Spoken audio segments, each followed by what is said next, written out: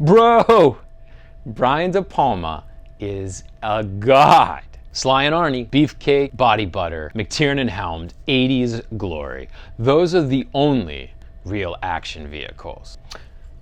Excuse me, I much prefer the everyday heroics of one Bruce Willis. Cahiers du Cinema and the French New Wave are where it's at. Please, hello, it's the minimalism of Robert Bresson, or the nature-infused palette of Terrence Malick. All hail the blockbuster savior himself, Mr. Steven Spielberg. I studied surrealism and Dada for weeks on end without rest, and all I got was this David Lynch t-shirt. Cameron Crowe. Meh. What? But Say Anything and Jerry Maguire, Darren Aronofsky's tight close-ups and gritty realism. Spike Lee, Do the Right Thing. The Tarkovsky close-up, Bergman's humanism. Neo-noir, the rom-com boom, erotic thrillers, Italian giallo. The Duke and the Man with No Name in the Old West, the wonders of animation. PTA, Fincher, Quentin Tarantino, Marty Scorsese, Francis Ford Coppola. Choose your side. You want to go here and here, or what do you want to do? No, just look here. The whole thing? Am I crooked?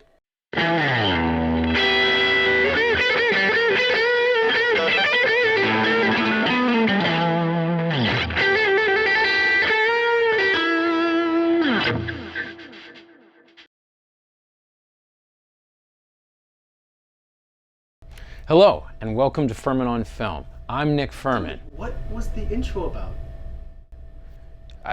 It was about the great history and art of cinema. I'm a film critic. I write reviews. That's what this site and this channel that we're just launching are all about. I'm Nick Furman. This is Furman On Film. Thanks for tuning in. For about 9-10 years now, I've been working and writing reviews, year-end lists on websites like Letterboxd and some old blogs in the past. We're just getting this YouTube channel up and running. Website Furman On Film will be coming very soon. My very favorite thing to do is to create a list of my favorite films of the year. So in that spirit, we thought for our first video that I would do a good old top 5. Now this one is my top 5 films of 2022 so far. Now, just a little disclaimer, I haven't been to the film festivals this year. I'm a little behind on my 2022 content, so the so far is pulling a lot of weight on this one. This list will probably change a great deal by the time that final one comes out near Oscar season. But let's get started. Top 5 films of 2022 so far.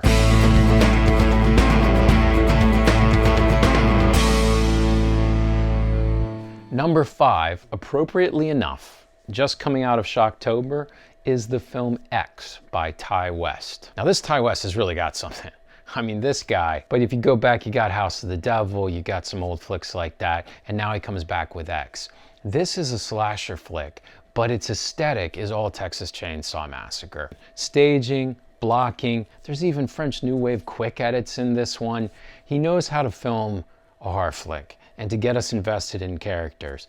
And this one has got Texas Chainsaw with just the right amount of sleaze and this sort of seedy porn shooting kind of escapade going on in its background.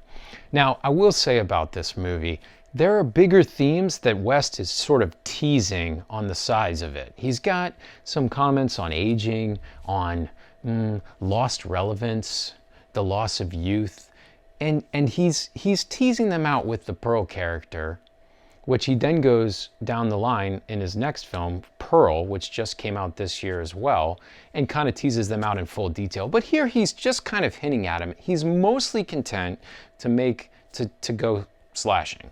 And this is a great slasher film with some great scenes, some awesome shots, and some great kills. I highly recommend it. In a season of horror films that have brought us things like Barbarian and Smile and The Invitation and lots of things like that, thus far, X has been my favorite. Let's move on to number 4, Crimes of the Future. Listen, guys, I'm just going to be honest. I am a total David Cronenberg stan. Love the dude. His very best stuff combines these deep philosophical ideas with this crazy Cronenbergian body horror. Crimes wants to be that picture, but it doesn't quite get there.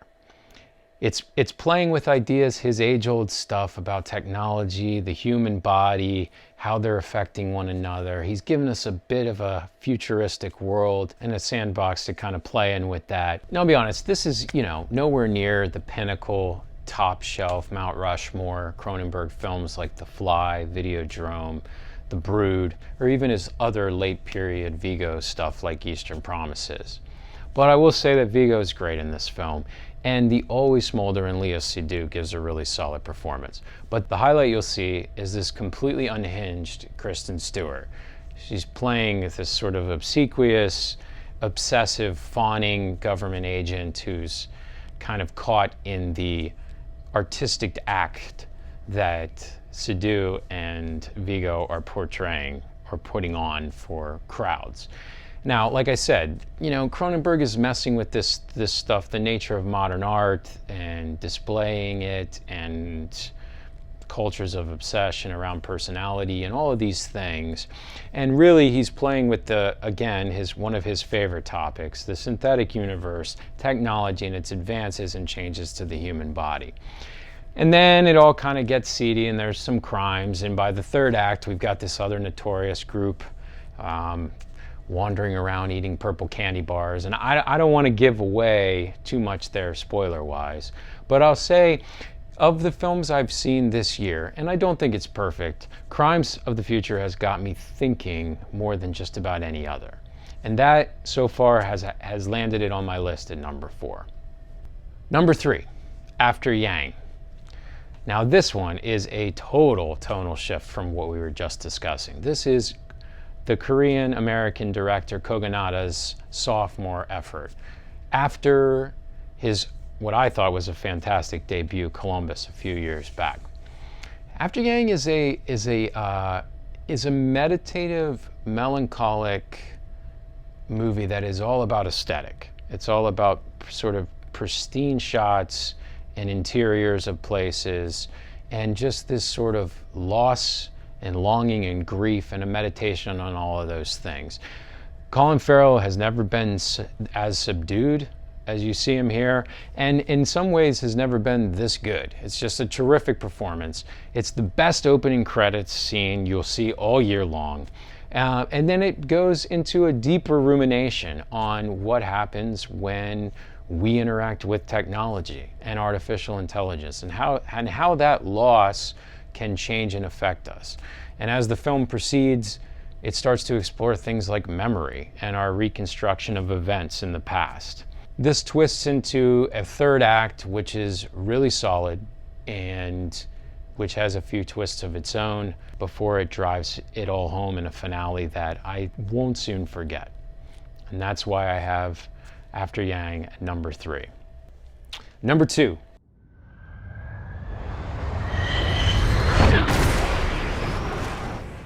Everyone's favorite film of the summer, it would seem, Top Gun Maverick.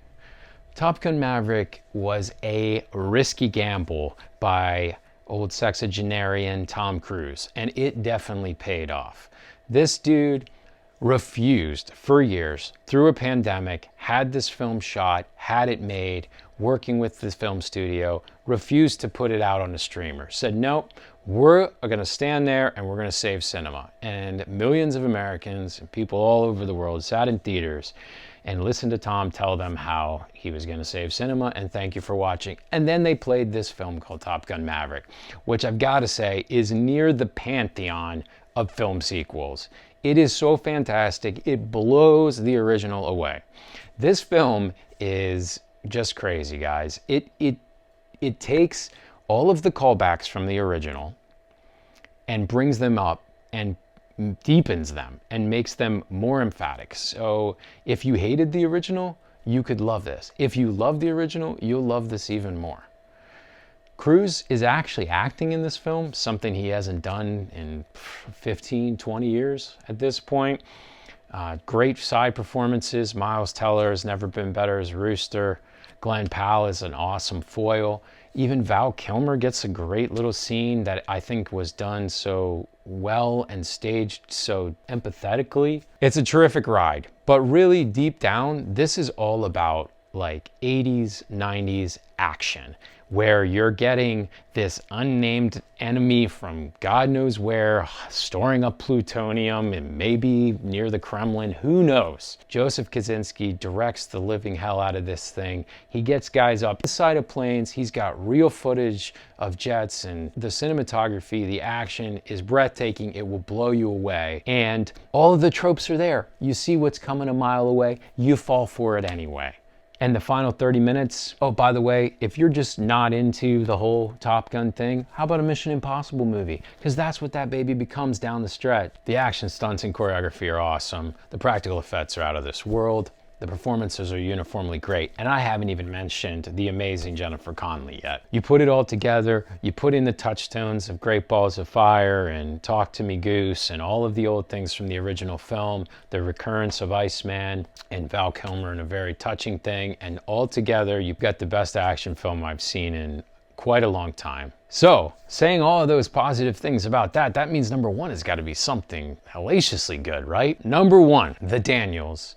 Everything Everywhere All at Once. Guys, I cannot tell you how much I love this film. It blew me away. This is probably my top film of the decade so far, and I know it's a young decade, and we've got a long way to go, but man, this is incredible. I don't know that I've seen a better edited film in a very long time.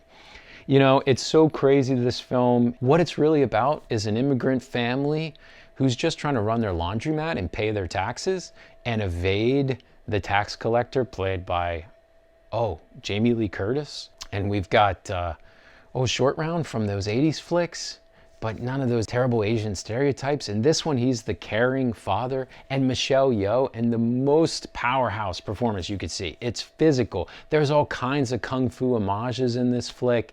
There's all kinds of callbacks. It's multiversal. This is the true Multiverse of Madness film from this year, not that other Marvel one. It's funny. There's worlds built around raccoons. It's a raccoon spoof of Ratatouille. There's ones where people have hot dogs for fingers. It all swirls and spins around this family. But deep down, underneath all of the kinetic editing and all of the frenetic pacing and all of the kung fu and fighting and these multiversal problems that Michelle Yeoh's got to solve, is a family in turmoil. A mother and a daughter who are losing their connection, and a husband and wife who have grown estranged. And at its heart, the villain of this film is an everything bagel. Yeah, I said it, an everything bagel. Now, I have to be very careful because I don't want to get into spoilers and what that bagel means. But the villain of the film, Jobu Tupaki, who you will learn about if you watch it, is tied to this concept. And it's a very rich, deep philosophical text about the nature of experience and about meaninglessness and what can stave that off and what we do about it. And I'll just say that kindness is the one thing that kind of wins the day in that one. This one, I will not soon forget. Everything Everywhere All at Once. It started as a small little picture. It didn't get the big release that Top Gun Maverick did, but it's caught steam, and it is gone, and you've probably heard people talking about it if you're into these things. If not, the Daniels, Swiss Army Man, some older idiosyncratic flicks, they've got that stuff going again here, but man, they really rounded it out this time. And that's my number one, Everything Everywhere All at Once.